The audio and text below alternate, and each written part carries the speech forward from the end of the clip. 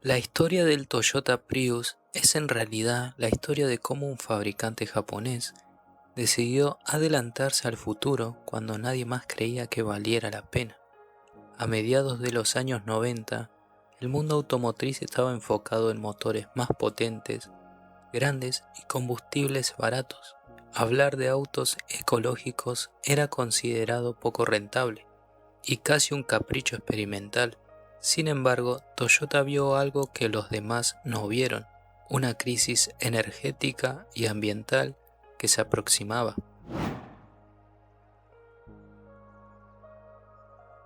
Era el verano de 1993. Eiji Toyada, presidente honorario en aquel momento, nos instó a empezar a pensar en una nueva visión de los automóviles. El presidente Yoichiro Toyada estuvo de acuerdo con el plan de desarrollar una nueva visión para los automóviles y brindó su apoyo. El estudio inicial comenzó en septiembre con el nombre clave G21.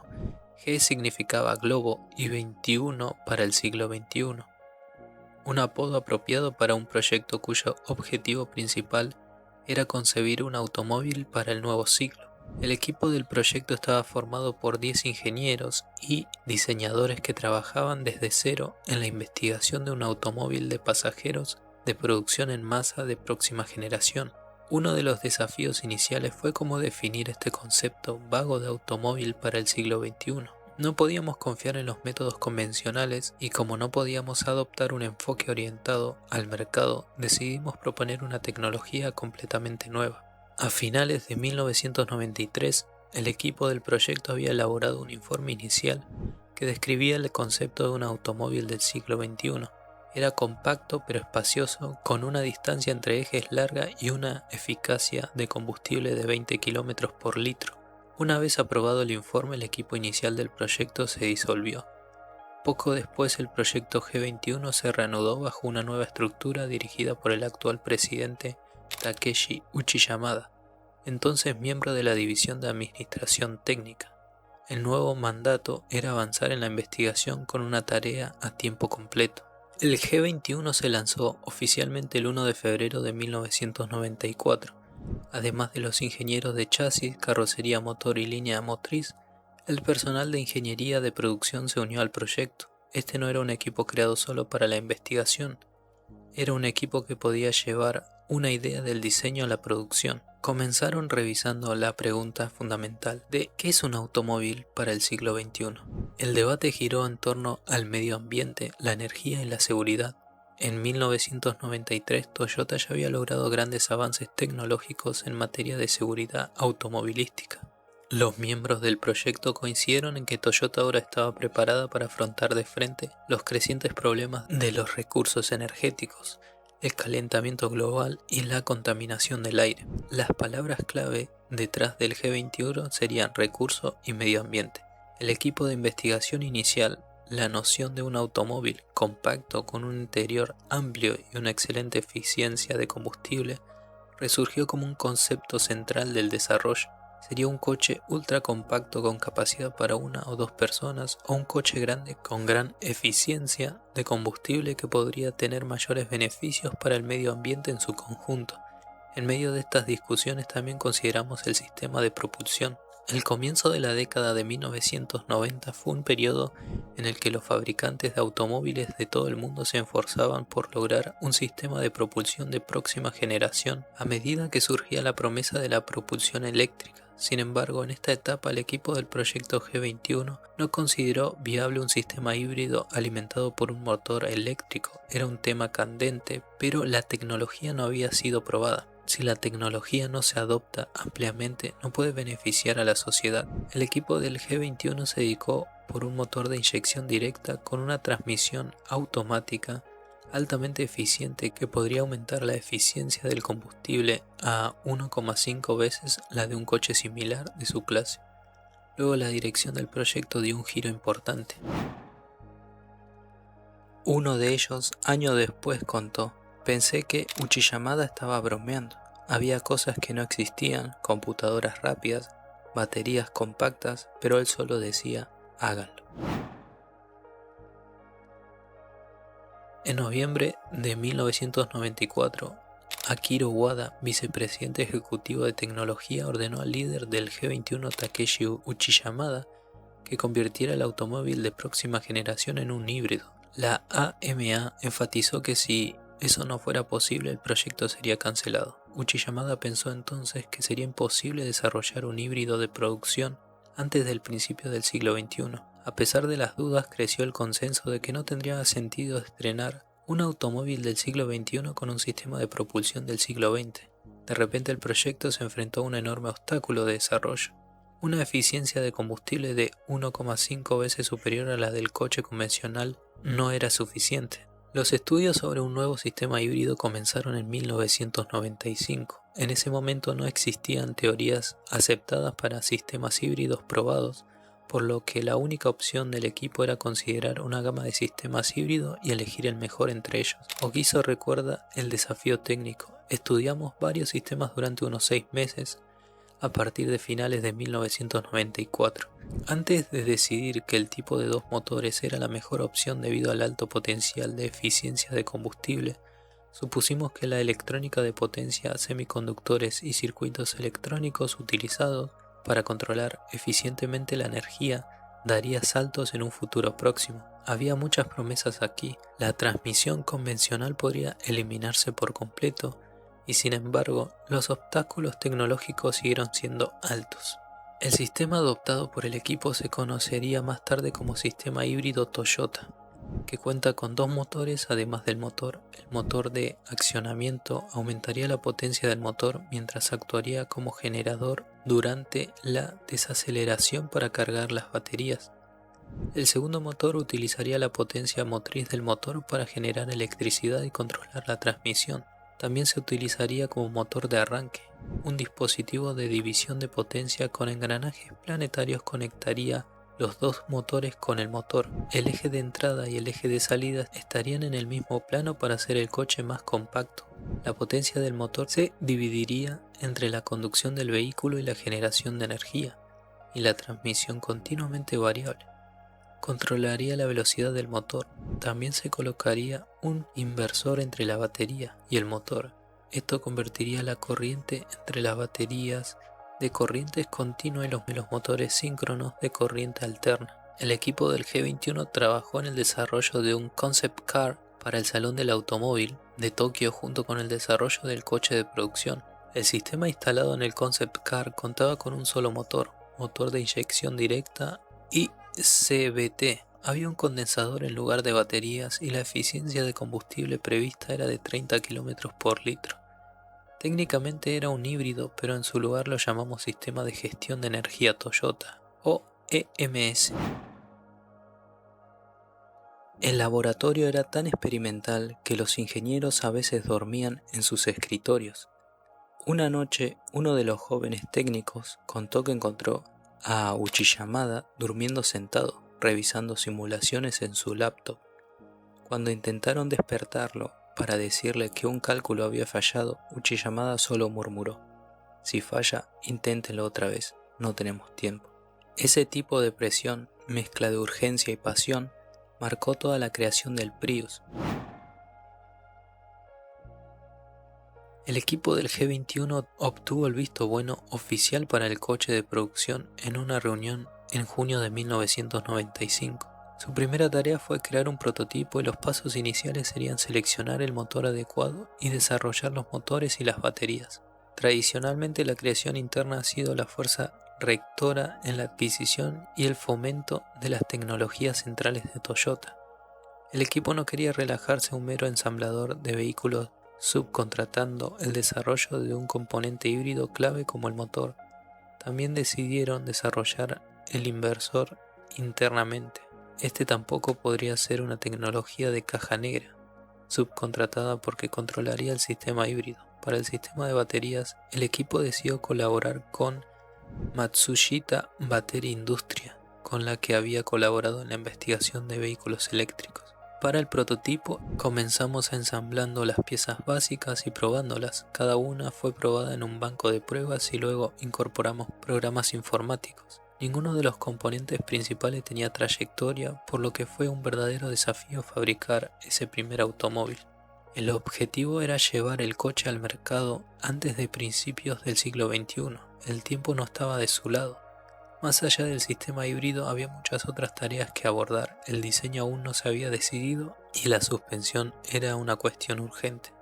En agosto de 1995, Hiroshiki Okuda fue nombrado presidente de Toyota Motor Corporation. El nombramiento resultó ser un acontecimiento importante no solo para la gestión corporativa, sino también un punto de inflexión para el desarrollo de automóviles híbridos. En el Salón del Automóvil de Tokio de octubre de 1995, el equipo exhibió el Concept Car Prius, basado en el sistema de gestión de energía EMS de Toyota. Según lo previsto, aunque el interés fue tibio entre el público en general, los ingenieros de otras compañías automovilísticas mostraron un interés tranquilo, pero entusiasta por el automóvil. Casi al mismo tiempo, el equipo estaba trabajando para finalizar el prototipo del híbrido de producción. No fue hasta principios de noviembre de 1995 que ensamblamos todas las piezas en un automóvil, pero aunque estaba ensamblado no pudimos hacerlo funcionar. Esta fue la primera vez que el equipo intentó operar el nuevo sistema híbrido y al principio tuvieron problemas para erradicar la causa de la falla.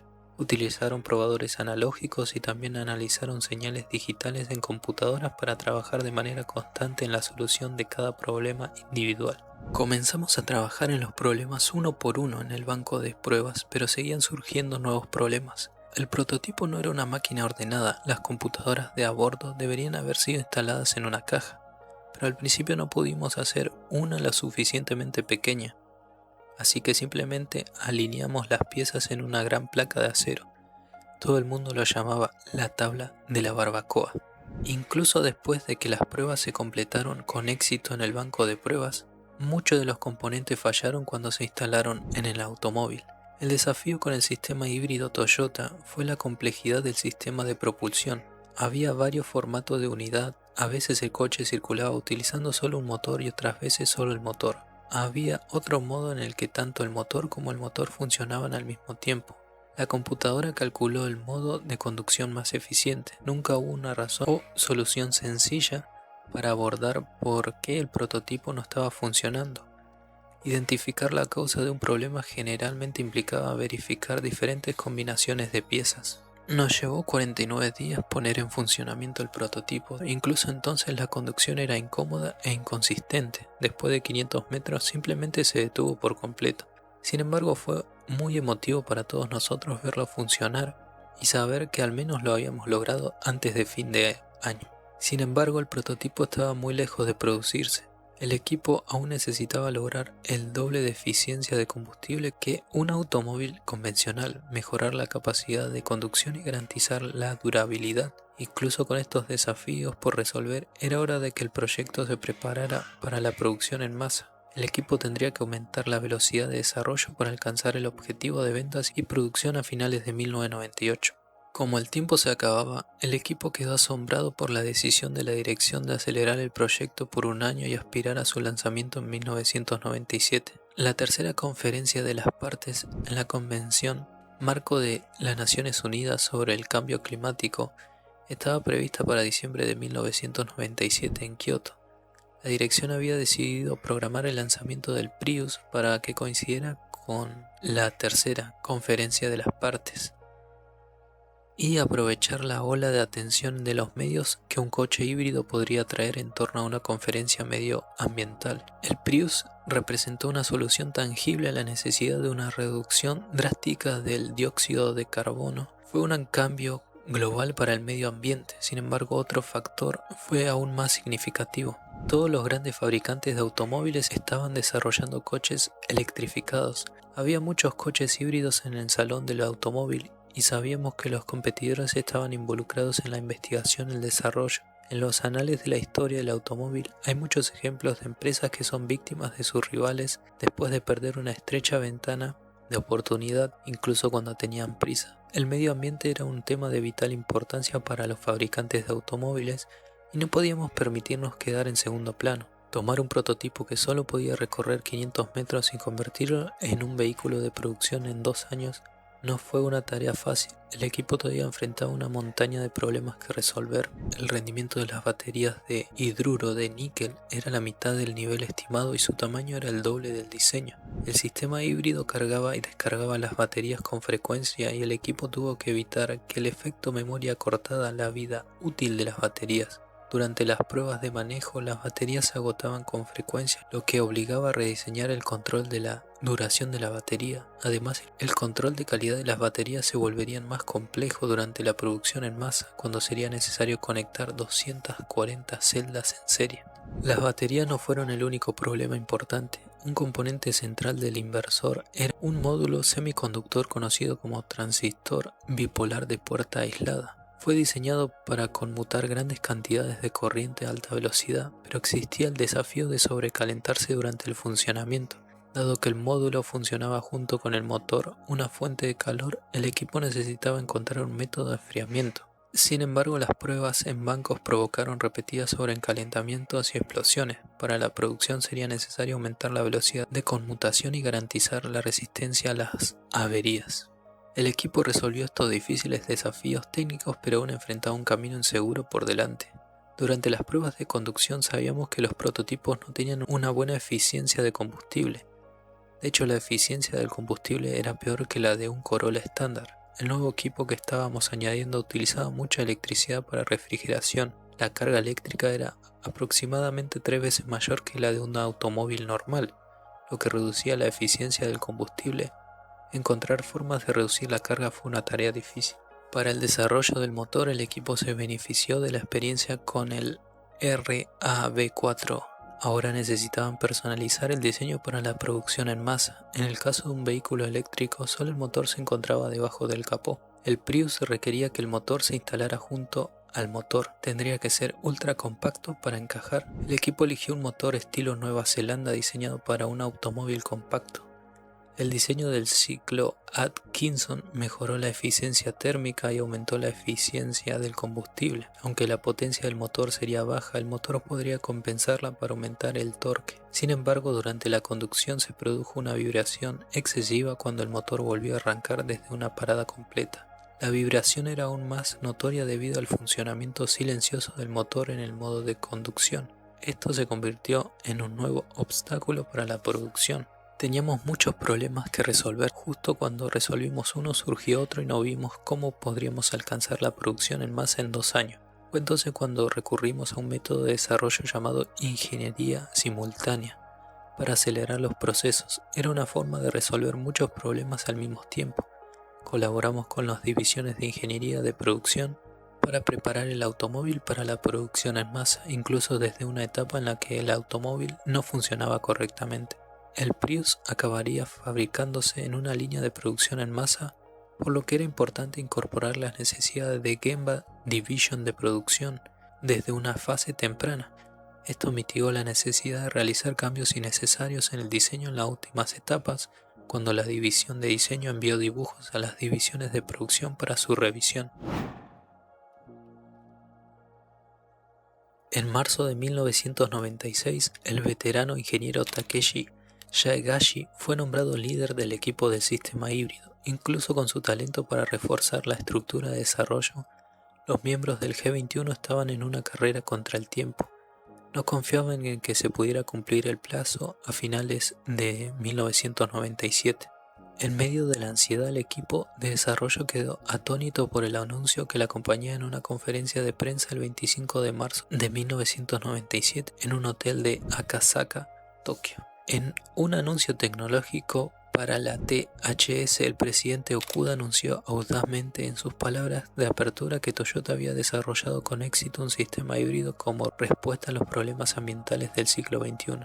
El comunicado de prensa prometía aproximadamente el doble de eficiencia de combustible que un automóvil convencional y un nuevo modelo híbrido dentro del año. Los medios de comunicación informaban que el THS podría alcanzar los 28 km por litro y el precio sería 500.000 yenes más que el Corolla. Aunque no habíamos publicado ninguna cifra concreta en la rueda de prensa, aún no habíamos alcanzado los 28 km por litro y no podíamos decir en ese momento que fuera alcanzable. La empresa había decidido lanzarse en diciembre de 1997 y en ese momento no todo iba según lo previsto. Hubo un momento anterior en el proyecto en que le habíamos pedido a la gerencia que pospusiera el lanzamiento si el desarrollo se volvía demasiado difícil, pero ahora que el calendario fue anunciado al público no hubo vuelta atrás. En agosto de 1997 las pruebas estaban casi terminadas. Una línea dedicada comenzó a producir prototipos en la planta de Takaoka a partir de septiembre. Los ingenieros fueron reasignados a la planta para realizar cambios de diseño y allanar el camino para la producción. El equipo de diseño y desarrollo habían involucrado a la división de producción en el proyecto en una etapa temprana, lo que mantuvo al mínimo los cambios de diseño en la etapa final. La conferencia de prensa para presentar el Prius se celebró el 14 de octubre de 1997 en un hotel de Roppongi, Tokio. La sala de conferencias estaba llena no solo de periodistas de la industria automotriz, sino también de medios de comunicación en general. El logro del que más se enorgullece el equipo fue el logro de 28 km por litro en el ciclo de prueba japonesa 10-15. Había cumplido su promesa de ofrecer el doble de eficiencia de combustible que un automóvil con motor de gasolina similar. Es más, el precio, 2,15 millones, era incluso inferior al que había informado los medios en marzo. El anuncio despertó el interés del público por el Prius en el Salón del Automóvil de Tokio, celebrando el 22 de octubre, atrayendo a multitudes de visitantes para echar un vistazo al coche. El Prius fue nombrado coche japonés del año en 1997 por un margen abrumador de casi 200 votos, separándolo del segundo lugar.